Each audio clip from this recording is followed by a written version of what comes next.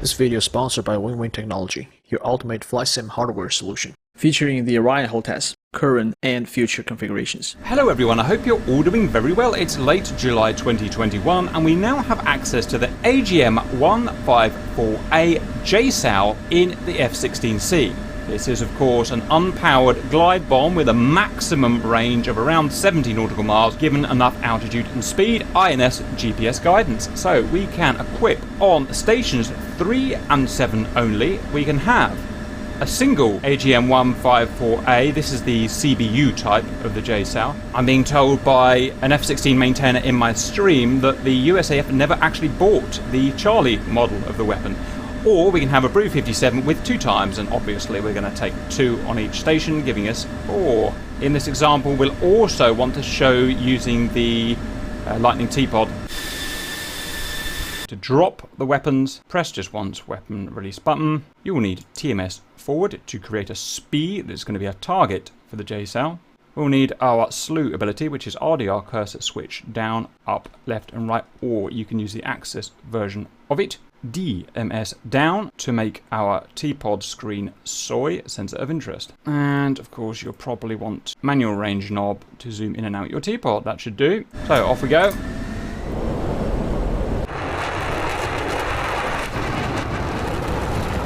Needlessly aerobatic. When we are stable and level, we first of all need to align these weapons. Now we don't need to do that if we've come from a hot start, but if you've come from a cold start, you will need to align them. So we're going to go master arm on, and we're going to go air to ground. And if we look in the SMS page here, power on, we're going to start at A10. That will count all the way down to A1, and then it'll finally say RDY ready when it's ready. And you can see that they're now ready. We're now about 50 miles away from the target. Today's roleplay is 2 sets of targets. Suitable targets are non-armoured or low-armoured vehicles, personnel. So a bunch of APCs there and a bunch of APCs there. Just so happens we have a steer point on these guys here. So we'll use the first of our main modes, pre-planned mode, to attack these guys, to send the JSOWs to a steer point. Then these guys over here, we do not have a steer point, so we'll have to find them visually with VIS mode and our T-Pod. So let's deploy our first JSOWs on steer point 2. So master arm on again, air to ground, it'll send us through to our SMS page. We're in air to ground mode. We're in pre-planned mode, but we could change to visual like that. Inventory is inventory. Control, currently not functional, allows us to change these options here. Attack azimuth, end game entry altitude, and range on bearing. That functionality will come later. We've got 4 AGM-154As and they're aligned and ready. Power is on. Station 3 is currently selected. Here we have target attack angle, currently not functional, but we will have 3 choices when that's added. Do we want to fire a single JSOW at this target, or tandem longitudinal, or tandem lateral? And what spacing do we want between the pair? And I'm going to go 150 feet. Next, let's select steer point 2, which is where the target is, so steer point incrementer, and that is pretty much ready to fire. Symbology on the HUD. DLZ, dynamic launch zone, that is our current range to target. That is R max, the maximum distance R min, and 0. At current parameters, we will be at our max in 36 seconds. The target, or our SPI, sensor point of interest, is a magnetic heading of 218 for 45 nautical miles. The SPI is represented by this box with a dot in it. This long line is our ASL, azimuth steering line. The idea is we steer to keep our velocity vector here on the ASL. When we get close to our max range, our timing cue here will travel down the ASL. Once it reaches the velocity vector or flight path marker here, we will be within range to fire. Let's skip to that point. Unpause. You can see at the bottom left we're in pre-planned mode. Okay, timing cue is dropping. Flying slightly off here, so we don't have to fly perfectly on steering. This will be good enough, I think. And you can see once we are within our max, we've got JSOW in zone. Now just press weapon release once. The 2 JSOWs are fired, and we can now turn away.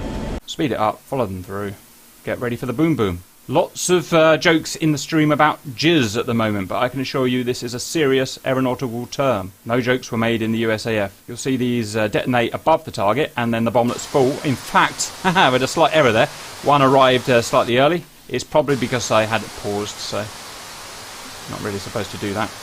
Detonate. Second one coming in.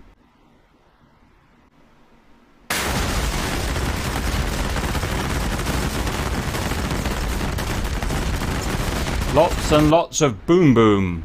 Next, let's find the other set of targets with VIS mode. So the first thing to show is that we actually want our T-pod involved here. So TGP, and that's fine, leave that there for a minute.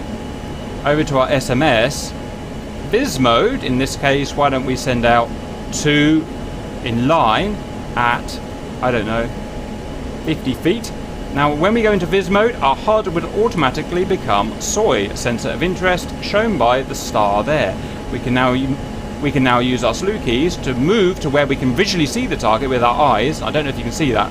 I can see an irregularity there. I'm going to move over to that. And we're going to create a SPI, sensor point of interest, with TMS forward. Done.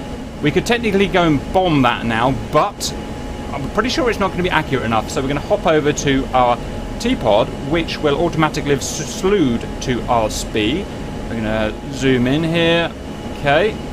We're going to now move our SOI to this screen here with DMS aft once. We're now going to use our slew keys to slew a bit better onto the target. We're now going to create a SPI, sensor point of interest, with TMS forward. Done. Now got our SPI right in the middle of that set of baddies, and we can go and drop the weapon. So, unpause, all the same symbology as usual. Let's just get a slightly better towards the target, and fire. And watch the fireworks. Okay, they've gone out together this time. That's a bit more promising. Oh, one's gone up. Taking different paths. That's interesting. So, you can see they're kind of switching in line this time. I did actually ask them to be 50 feet away from each other, and they've ignored that, but it's just the way it goes. I'm sure that will get fixed. And boom.